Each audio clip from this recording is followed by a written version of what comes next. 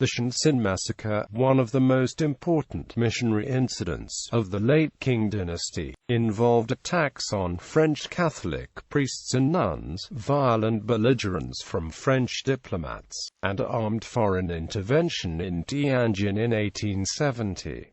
The incident marked an end to comparative cooperation between foreign powers and the Tongzhi court, and adversely affected the ongoing renegotiation of the Treaties of Tientsin, first signed in 1858.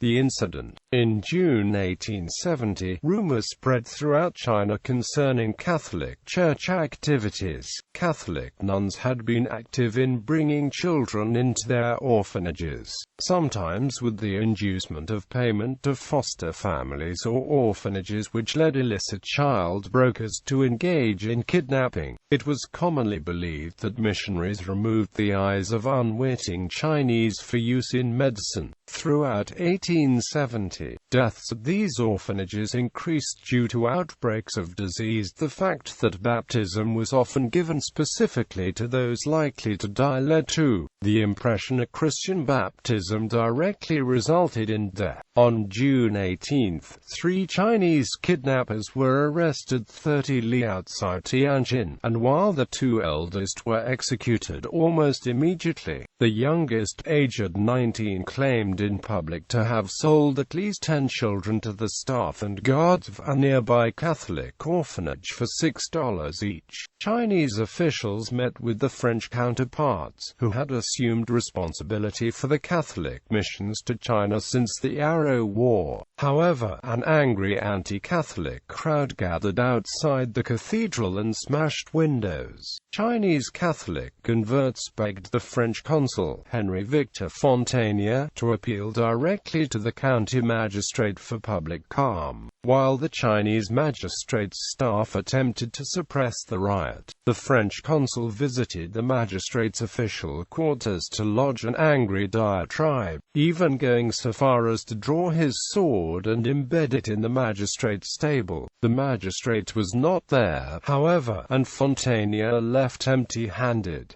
The series of events afterwards are somewhat confused. While both Chinese and French histories agree Fontanier shot a Chinese assistant dead after an argument with the magistrate, the French version says Fontanier's shot only came after he was threatened by the mob and the magistrate. In any case, both the French consul and his assistant, M. Simon, were murdered by the rioters and the bodies dumped in the river. The riot only ended after a number of Catholic institutions and foreign buildings, including the Tientsin Cathedral and 4 British and American churches, were burned down, as well as the 2 French consular officials, 2 Lazarist priests, and approximately 40 Chinese Christians were killed, as were 3 Russian traders assumed by the mob to be French. 10 nuns of the Daughters of Charity were raped and mutilated by the crowd before being killed. The final death toll of the riot was given at around 60. Foreign gunboats were sent to restore order to the legations of Tianjin, with reparations and reprisals demanded by the European governments. Chinese negotiations to mitigate the damage were led by the aging statesman Zheng Guofan. The situation was more complex than Zheng originally thought. He interrogated the orphans, who denied they had been kidnapped, and proclaimed the nuns innocent.